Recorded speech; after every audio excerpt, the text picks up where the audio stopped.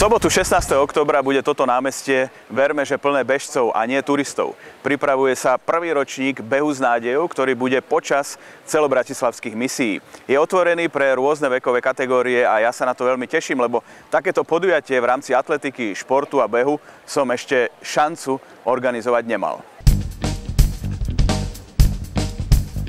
Na Beh s nádejou sa môžete prihlásiť cez stránku www.misieba.sk.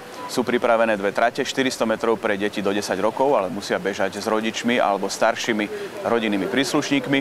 No a pre všetkých ostatných, teda mládež na 10 rokov, aj dospelých, aj tých najstarších, 1,5 kilometrové okruhy v centre Bratislavy. Beží sa aj popri kostoloch, takže myšlienka Behu s nádejou a spojenie s celobratislavskými misiami bude naplnená a tak ako hovorí svätý Pavol, dobrý boj som bojoval, beh som dokončil, vieru zachoval.